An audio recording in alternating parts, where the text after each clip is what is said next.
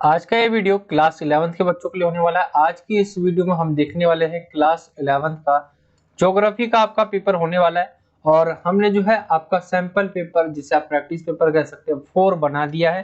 आप इससे पहले हमने प्रैक्टिस पेपर आपके जो है 1 करवा दिए है, ठीक है।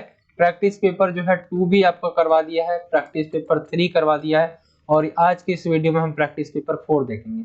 ये आपका पूरा क्वेश्चन पेपर होता है, जहां पे हम क्वेश्चंस पेपर सोल्व करते हैं। साथ ही इसके आंसर्स आपको साथ में ही मिलेंगे, अभ्यास प्रश्न पत्र हल सहित है।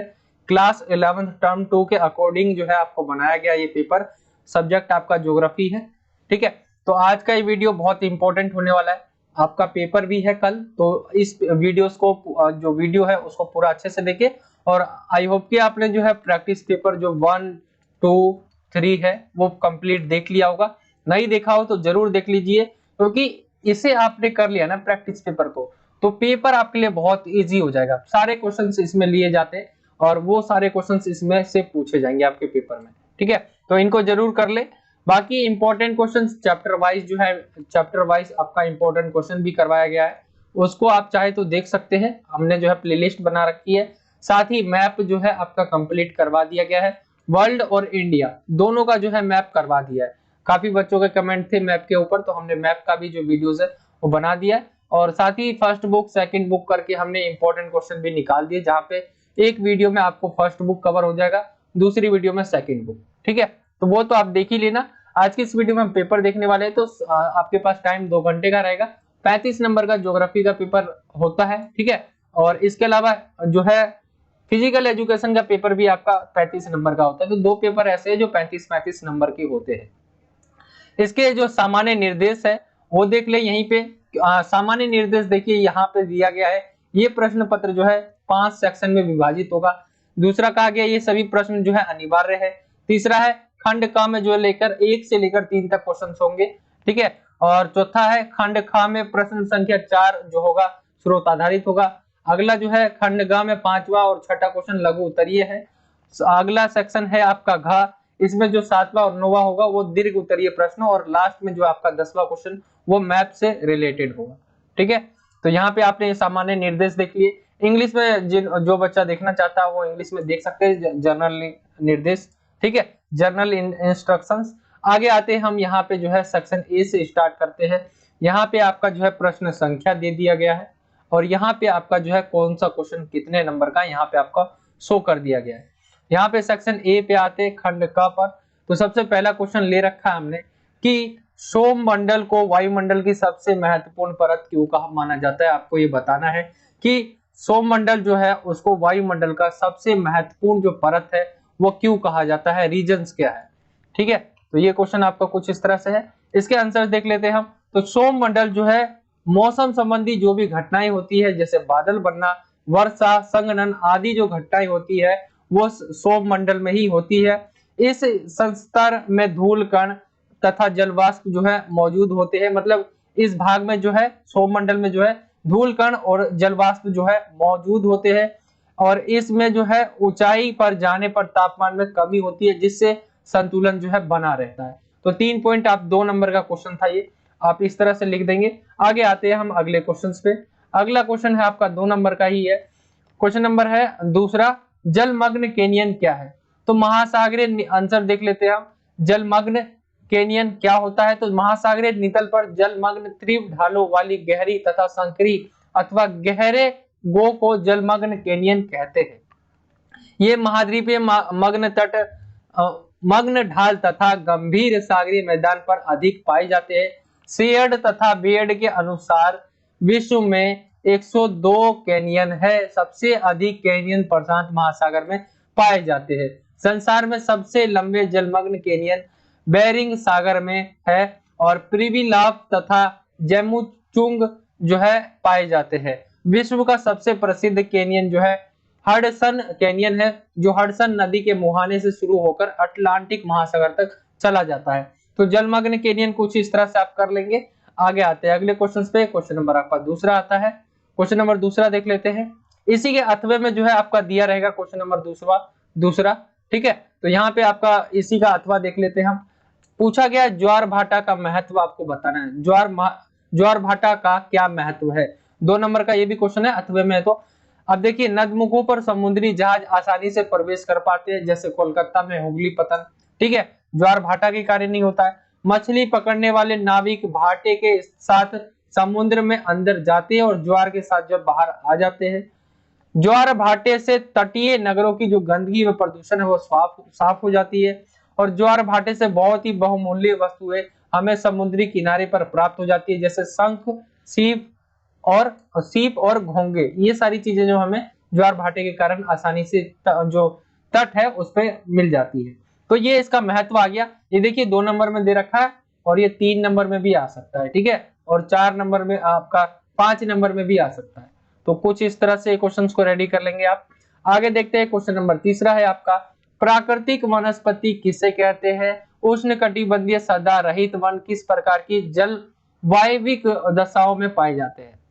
देखिए, प्राकृतिक वनस्पतियां वे पेड़ पौधे होते हैं जो अपने आप ही उग जाते हैं, ठीक है। प्राकृतिक वनस्पति में वे पौधे सम्मिलित किए जाते हैं जो मानव की प्रत्यक्ष या परोक्ष सहायता के बिना जो उगते हैं, मतलब बिना मानव की सहायता से उग जाते हैं, जो अपने आकार, संरचना तथा अपनी आवश्यकताओं को प्राकृतिक पर्यावरण के अनुसार ढाल लेते हैं। उष्णकटिबंधीय सदाबहार वन आर्द्र तथा उष्ण भागों में मिलते हैं। इन क्षेत्रों में औसत वार्षिक वर्षा 200 सेंटीमीटर से अधिक और सापेक्ष आर्द्रता 70% से अधिक होती है। औसत तापमान जो है 24 डिग्री यहाँ का होता है।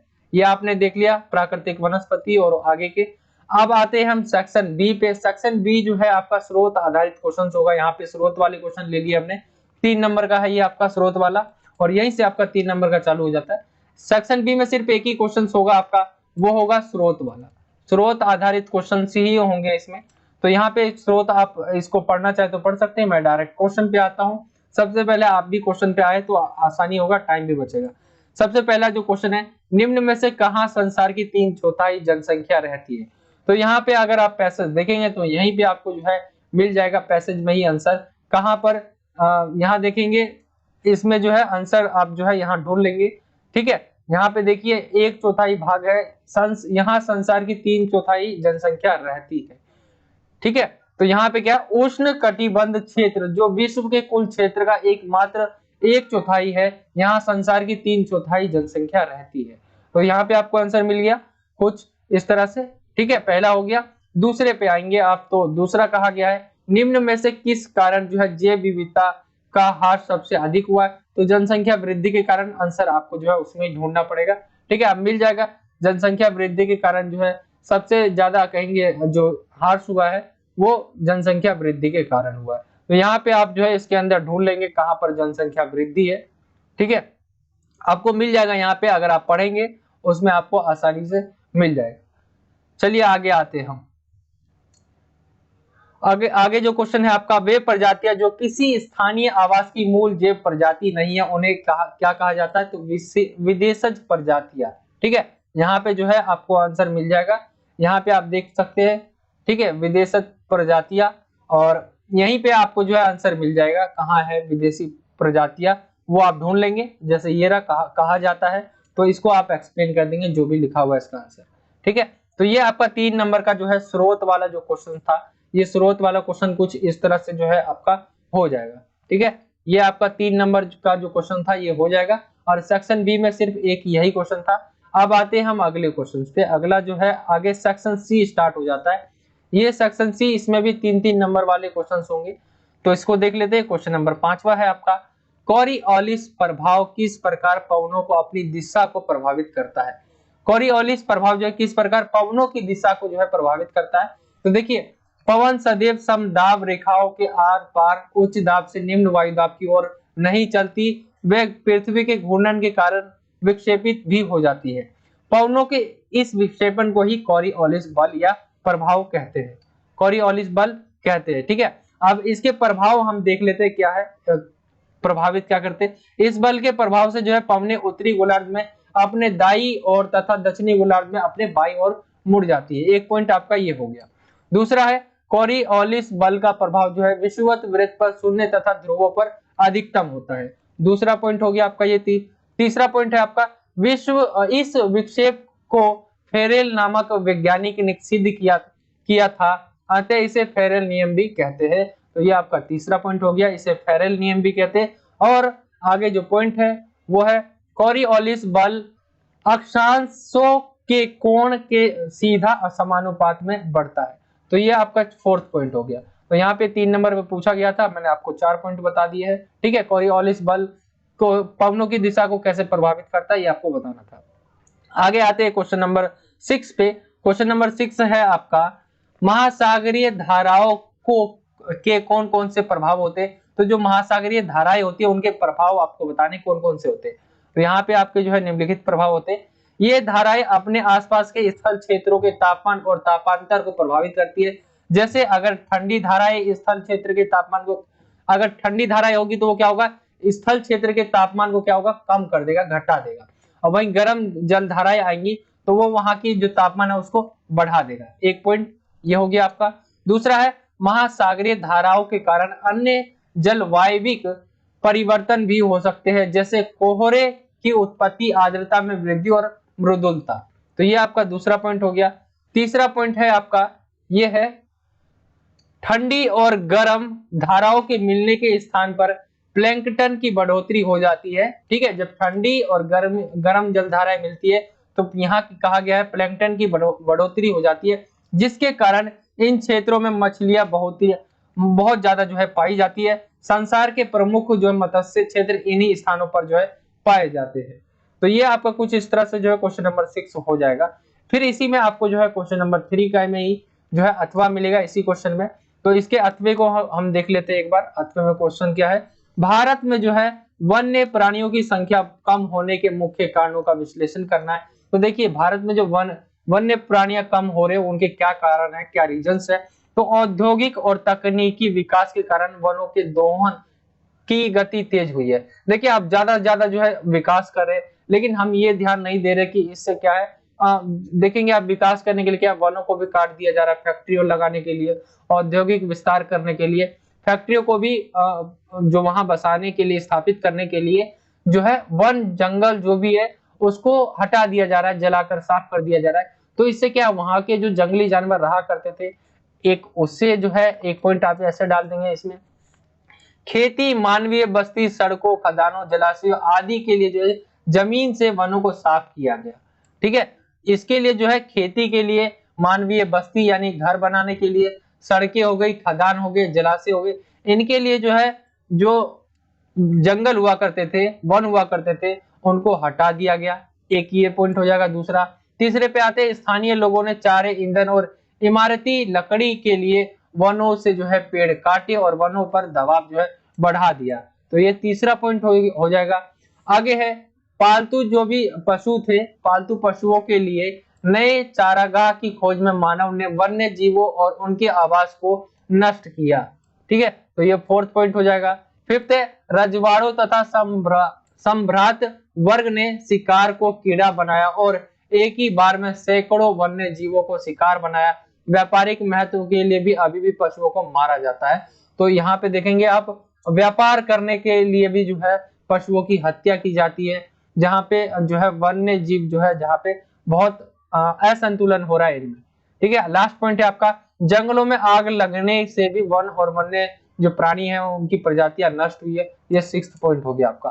तो ये रीजन थे कि वन्य जीव जो वन्य प्राणी है उनकी संख्या में कमी आ रही है या बहुत कम हो रहे हैं वो। ठीक है, तो उनके क्या क्या रीजन थे जिसकी वजह से ये हो रहा था। ठीक है, तो सेक्शन सी आपका कुछ इस तरह से हो जाएगा। अब हम सेक्शन सी हमने 3-3 नंबर वाले क्वेश्चन कर लिए हैं। ठीक है, सेक्शन सी और बी जो था आपका स्रोत वाला था, ये भी 3 नंबर का था। आगे आते हैं हम, अब आते हैं सेक्शन आपका जो है डी पर। डी सेक्शन डी में आपके क्वेश्चंस होंगे 5-5 नंबर वाले और इनको क्वेश्चंस को देखते हैं हम। 7वां क्वेश्चन है कौन सी गैसें जो है हरित गैसें कहलाती है, उनके प्रभावों का विश्लेषण कीजिए। तो कौन सी गैसें हरित गैसें कहलाती है आपको बताना है। तो वे गैसें जो दीर्घ तरंगी विकिरण का ज्यादा अच्छी तरह से अवशोषण करती है, हरित गैस कहलाती है। वह गैस जो है दीर्घ तरंगी होती है, ठीक है, उस विकिरण का ज्यादा अवशोषण करती है, उसे हरित गैस कहते हैं। ये गैसें carbon dioxide, chlorofluorocarbon, methane, nitrous oxide, वे ओजोन आदि होते हैं। इनके प्रभाव क्या होते हैं, तो प्रभाव भी देख लेते हैं हम। इनके प्रभाव भूमंडलीय तापन में वृद्धि होना तथा वैश्विक जलवायु में परिवर्तन होना। ठीक है, हिमानियों के मतलब जो पर्वत है, हिमालय पर्वत है, उससे जो बर्फ पिघलने से समुद्र का तल जो है उसका ऊंचा होना, और प्राकृतिक बाढ़ों की जो संख्या वो बढ़ जाएगी, बाढ़ आने का खतरा। जलवायु परिवर्तन से क्या है, मलेरिया जैसी कीट, अन्य अन्य जो बीमारियां है वो बढ़ जाएगी। वर्तमान जलवायु सीमाओं में बदलाव होने से कुछ भाग अधिक जल स्तर, तो कुछ भाग जो है शुष्क हो जाएंगे, यानी कुछ जो है पानी से भर जाएंगे, डूब जाएंगे, और कोई जो है रेगिस्तान की तरह शुष्क हो जाएंगे, गर्म। जनसंख्या व परिवर्तन में भी परितंत्र में भी बदलाव हो जाएगा इसके कारण। तो वो ये आपका हरित गैस के प्रभाव थे। आई होप कि आपको समझ आ गया होगा हरित गैस क्या था और उसके प्रभाव क्या थे।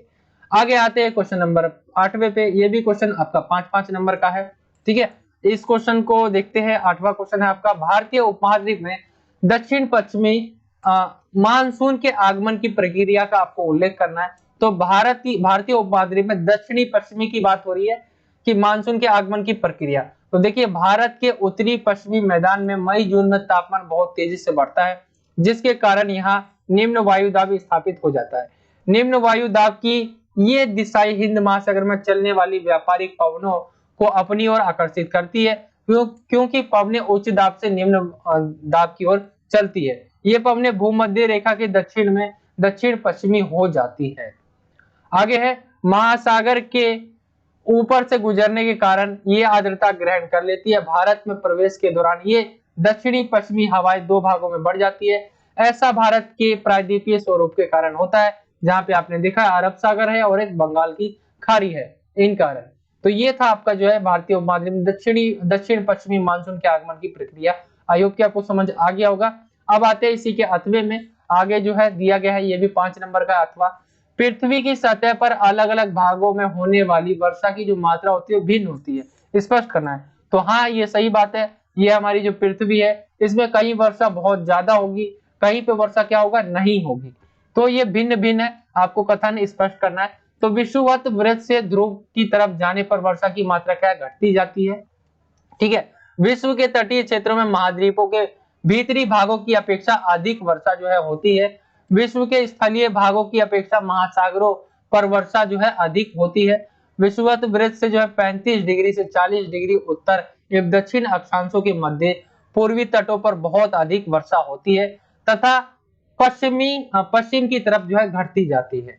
आगे जो अगला पॉइंट है इसका, विषुवत वृत्त से जो है 45 डिग्री से 65 डिग्री उत्तर एवं दक्षिण के बीच पछुआ पवनों के कारण सबसे पहले जो है महाद्वीपों के पश्चिमी किनारों पर जो है वर्षा होती है, तथा यह पूर्व की ओर घटती जाती है। तो ये वर्षा का वितरण जो है हर जगह समान नहीं है। ठीक है, अलग अलग है, भिन्न भिन्न है। आप ये भी डाल सकते हो, बहुत सारी चीजें आप डाल सकते हो। ये जो है बहुत सारी चीजों पर डिपेंड करता है, जैसे कहाँ पे समुद्र है, ठीक है, नदियां है, बहुत सारी चीजों के ऊपर डिपेंड करता है वर्षा कहाँ ज्यादा होगी कहाँ कम होगी। आगे आते हैं अगले क्वेश्चन पे। क्वेश्चन नंबर आपका 5वां है, और सॉरी ये क्वेश्चन नंबर आपका 9वां है। 5 नंबर का ये भी क्वेश्चन है। लेटेराइट जो मृदा है उसकी विशेषता के बारे में आपको बताना है। तो इसकी विशेषता देख लेते हैं। लेटेराइट मृदा, तो ये लेटेराइट शब्द जो है ये एक लेटर से बना है जिसका अर्थ होता है ईट। ठीक है, किससे बना है, ये लेटर से बना है जिसका अर्थ होता है ईट। दूसरा पॉइंट है इसका निर्माण मानसूनी जलवायु में शुष्क तथा आर्द्र मौसम के क्रमिक परिवर्तन के कारण जो है होने वाली निक्षालन प्रक्रिया से हुआ है। यह मृदा जो है उपजाऊ नहीं होती है। ठीक है, और इसमें नाइट्रोजन, चूना, फास्फोरस तथा मैग्नीशियम की मात्रा बहुत कम होती है। यह मृदा पश्चिमी तट, तमिलनाडु, आंध्र प्रदेश, उड़ीसा, असम के पर्वतीय क्षेत्र तथा राजमहल की पहाड़ियों में जो है मिलती है। तो ये आपको यहाँ पे देख सकते हो, ये मृदा कहाँ पाई जाती है, ये भी आप मैप में आ सकता है क्वेश्चन, और साथ ही मैंने आपको ये बता दिया है। ठीक है, तो ये आपका था 9वां क्वेश्चन। 10वां जो क्वेश्चन होगा आपका मैप से होगा, सेक्शन ई आपका मैप से होगा पूरा। यहाँ पे जो है आपके 5 क्वेश्चन दिए होंगे, जहाँ पे आपको 5 वर्ल्ड और भारत, ठीक है, इंडिया का और वर्ल्ड का दोनों का ही मिला के 5 नंबर का क्वेश्चन जो है पूछा जाएगा, और 5 अंक का पूछा जाएगा। इसमें से 2-3 अब वो कैसे करते हैं वो तो पेपर बनाने वाले देखेंगे, लेकिन मैं आपको बता दूं कि मैंने आपको मैप करवा दिया है, मैप आप जाके जरूर करिए। और यहाँ पे जो है यहाँ मैंने मैप के लिए सिर्फ आपको समझाने के लिए लिया है कि एक पर्वत आ सकता है, जैसे एक ऐसे एरो बन जाएगा, जैसे मैप पे चले हम वर्ल्ड के मैप में, तो यहाँ पे निशान मार देगा एक पर्वत, ठीक है। यहाँ पे कई सारी चीजें ऐसे ऐसे निशान मार देगा, आपको जो है इसे फिर भरना होगा, ठीक है। तो यहाँ पे आप पेपर में जाएंगे तो वहां क्वेश्चन आपको बता दिया जाएगा किस तरह से आपको करना है, वहां पे इजीली आपको पता चल जाएगा। और मैप के लिए मैंने पूरा का पूरा 2 वीडियो बनाया है, एक फर्स्ट बुक का, एक सेकंड बुक का, दोनों मैप के लिए इंपॉर्टेंट वीडियो है, आप जाकर जरूर देख लेना उसे, ठीक है। और प्रैक्टिस पेपर बच्चों पूरी जो है पूरा का पूरा सोल्व करके जरूर जाना है आपको पूरा पेपर में। प्रैक्टिस पेपर आपको जो है बहुत इंपॉर्टेंट है आपके लिए। प्रैक्टिस पेपर 1 2 3 मैं बहुत बार बोल रहा हूँ, ये आपको 3 और आज की इस वीडियो में हमने 4 कर लिया। तो इन चारों प्रैक्टिस पेपर को जाना है करके, तब आप पेपर में अच्छे नंबर भी पा सकते हो। और पेपर आपका जो आएगा बहुत इजी आएगा, ज्यादा कठिन नहीं आएगा। तो बच्चों ज्यादा काफी बच्चे इस समय भी क्या है कि नोट्स के ऊपर इधर उधर भाग रहे होंगे, तो नोट्स के ऊपर नहीं भागना है, आप थोड़ी नहीं टाइम है नोट्स पढ़ने का, ठीक है। नोट्स पढ़ने का टाइम थोड़ी नहीं है अभी, अब तो है आपके पास टाइम क्वेश्चंस पेपर देखने का, इसलिए तो मैं आपके लिए क्वेश्चंस पेपर आपको करवा रहा हूँ। तो ये जरूर देख लीजिए, और प्रीवियस वीडियोस नहीं देखी है तो प्लेलिस्ट में जाइए, वहां आपको मिल जाएगा, साथ ही आप चैनल पर जाकर नई वीडियोस में देख सकते हैं। यही था आज का वीडियो, आई होप कि आपको वीडियो अच्छा लगा होगा। वीडियो अच्छा लगा हो तो वीडियो को लाइक करें, ज्यादा से ज्यादा अपने दोस्तों में शेयर करें। और अगर आप हमारे चैनल पर नए हो तो नीचे आपको जो है रेड कलर का सब्सक्राइब का बॉक्स दिखेगा, जहां सब्सक्राइब लिखा होगा, इस पे क्लिक करके आपको बेल आइकन को ऑल पे सिलेक्ट कर लेना है। इससे आप हमारे आने वाली जो नई वीडियोस है उसका नोटिफिकेशन पा सकोगे। तो ये था आपका आज का वीडियो, मिलता हूं आपसे अगली और एक्साइटिंग वीडियो में। जब तक के लिए जय हिंद, जय भारत, वंदे मातरम।